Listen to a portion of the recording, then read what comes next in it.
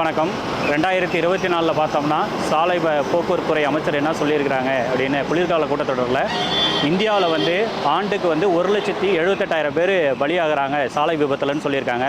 அன்றாடம் இந்தியாவில் பார்த்தோம்னா இந்தியா முழுவதும் பலி எண்ணிக்கை ஆண்டுக்கு ஆண்டு கூடிக்கிட்டே இருக்குது. இதுக்கு முக்கிய காரணம்னு பார்த்தோம்னா வாகன ஓட்டிகள் கவனச்சிதறலாலும் அதிவிரைவாகவும் அதிவேகமாகவும் செல்வதனால விபத்து ஏற்படுது. அதுவும் குறிப்பாக தமிழ்நாட்டில் பார்த்தோம்னா ஆண்டுக்கு 18,000 பேர் உயிரிழப்பு ஏற்படுது. இது சம்பந்தமாக மத்திய மாநில அமைச்சகம் பல்வேறு நடவடிக்கை எடுத்துகிட்டு வந்தாலும் இப்போ பார்த்தோம்னா நம்ம தேசிய நெடுஞ்சாலையில் இருக்கிறோம். இங்கேயும் பார்த்தீங்கன்னா வாகன ஓட்டிகள் ஞாயிற்றுக்கிழமை அதேமாரி ஃபெஸ்டிவல் டேஸ்லாம் முடிஞ்சத உடனே தென் மாவட்டங்களில் இருந்து சென்னை நோக்கி வந்துக்கிட்டே இருக்காங்க. சில இடத்துல ஆய்வறிக்கையில் என்ன போட்டிருக்குன்னு பார்த்தோம்னா 18 வயதுக்குள்ளே இருந்து 34 வயதுக்குள்ளே கிட்டத்தட்ட 64% இளைஞர்கள் உயிரிழப்பில் சிக்கிறாங்கன்னு போட்டிருக்கிறாங்க. இதுக்கு முக்கிய காரணம் இளைஞர்கள்ட்ட போதுமான விழிப்புணர்வு இல்லை. சட்டத்தை மதித்தாதான் நம்ம உயிரிழப்பை தடுக்க முடியும்.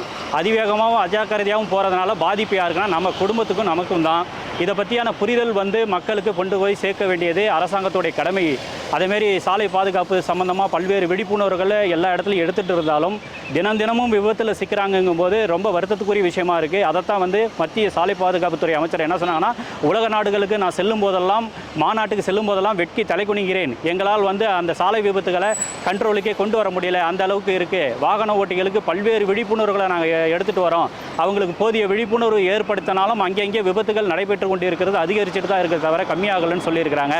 முடிந்த வரைக்கும் தமிழ்நாட்டில் 18,000 உயிரிழப்புங்கிறது மிக மிக அதிகம். அதை 2025ஆம் ஆண்டு தமிழக மக்கள் அனைவரும் இணைந்து முக்கியமாக விபத்தில்லா தமிழகத்தை உருவாக்கும் என்பதை இலக்கை நோக்கி நாம் அனைவரும் ஒன்றிணைந்து செயல்பட வேண்டும். வாகன ஓட்டுநர்கள், பெற்றோர்கள் மற்றும் இங்கே இருக்கக்கூடிய பல்வேறு அமைப்புகளுக்கெல்லாம் நம்ம என்ன கோரிக்கை விடுக்கிறோம்னா, முடிந்த வரைக்கும் 18 வயது கீழே இருக்க சிறார்களுக்கு கண்டிப்பாக வாகனத்தை ஓட்டுவதற்கு அனுமதிக்க வேண்டாம். அதேபோல் நீங்கள் எங்கே சென்றாலும் சரி, அது சின்ன ஒரு பக்கத்தில் இருக்க கடைக்கு போயிட்டு வரோம், இல்லை நாங்கள் விளையாட போகிறேன், இல்லை நான் ஒரு ஆஃபீஸுக்கு போகிறேன், எங்கே போனாலும் சரி கண்டிப்பாக ஹெல்மெட் அணிந்து விட்டு செல்ல வேண்டும். இந்த மாதிரி கார்லாம் போகும்போது கண்டிப்பாக சீட் பெல்ட் அணிந்து செல்ல வேண்டும். அதேமாரி உங்களுடைய வாகனத்தில் பராமரிப்பு பணியை முடிந்த வரைக்கும் எப்போல்லாம் நீங்கள் விடுமுறை நாட்கள்லையோ இல்லை ஃப்ரீயாக இருக்கும்போது வெளியில் கிளம்பலான்னு முடிவு பண்ணிட்டீங்கன்னா பராமரிப்பு பணியை கண்டிப்பாக பண்ணிக்கோங்க. இன்சூரன்ஸ் கரெக்டாக போட்டிருக்கீங்களாங்கிறதெல்லாம் பார்த்துக்கோங்க. ஏன்னா ஒரு விபத்து ஏற்பட்டதுக்கு அப்புறம் அதுக்கான பாதிப்பு நம்ம குடும்பத்துக்கு தான். அப்போ குடும்பத்துக்கு இதெல்லாம் நம்ம கண்டிப்பாக விழிப்புணர்வு ஏற்படுத்த வேண்டிய கட்டாயத்தில் இருக்கிறோம். அதேமாரி மாண்புமிகு தமிழக முதலமைச்சர் அவர்கள் இன்னுயிர் காப்போம் திட்டங்கிற திட்டத்தை செயல்படுத்தி பல பேர் உயிர்களை காவந்து பண்ணி விடுறார்கள். அதேமாரி அமைச்சகத்திலேருந்து நமது சாலைன்னு சொல்லிட்டு ஒரு அப்ளிகேஷன் இருக்குது, நம் சாலைன்னு சொல்லிட்டு. அந்த அப்ளிகேஷனில் குண்டு குழியுமாக இருக்கக்கூடிய சாலைகளை நீங்கள் அதில் போஸ்ட் பண்ணிங்கன்னா கண்டிப்பாக அதுக்கான நடவடிக்கை நெடுஞ்சாலைத்துறை எடுக்கும் என்ற அறிவிப்பு வெளியிட்டிருக்காங்க. முடிந்த வரைக்கும் 2025ஆம் ஆண்டு விபத்தில்லா தமிழகத்தை இலக்கை நோக்கி நாம் அனைவரும் சென்று வருவோம். அதுக்கான போதுமான ஒத்துழைப்பு ஒவ்வொரு குடும்பத்திலிருந்தும் ஒவ்வொரு குடும்ப உறுப்பினர்களும் உறுதிமொழி எடுத்தால் தான் இதை செயல்படுத்த முடியும். வெறும் விழிப்புணர்வுக்காக இந்த சிறிய தொகுப்பை உங்கள்கிட்ட பகிர்ந்துக்கல. அடுத்த ஆண்டு ஒவ்வொரு குடும்பத்தினுடைய உயிரிழப்பும் அங்கே அவங்களுடைய பாதிப்புகளும் நேரடியாக சென்று பார்க்கும்போது அவ்வளோ கஷ்டமாக இருக்குது.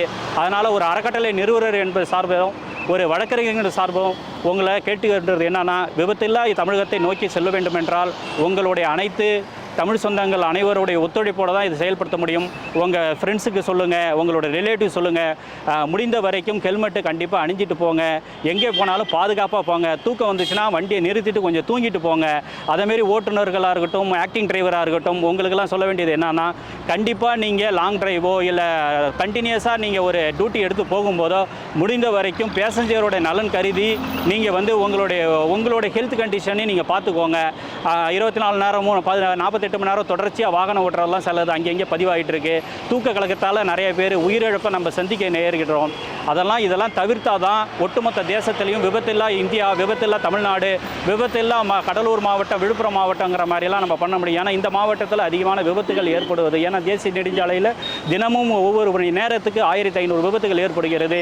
குறைஞ்சது இப்போ 50 விபத்துகளில் 20 பேர் உயிரிழக்கிறாங்கன்னு ஆய்வறிக்கை சொல்லுது. முடிந்த வரைக்கும் அனைத்து தமிழ் சொந்தங்கள் கண்டிப்பாக 2025 விபத்தில்லா தேசத்தை உருவாக்க உங்களுடைய அனைவருடைய ஒத்துழைப்போடு கேட்டுக்கொள்கிறேன். நன்றி, வணக்கம்.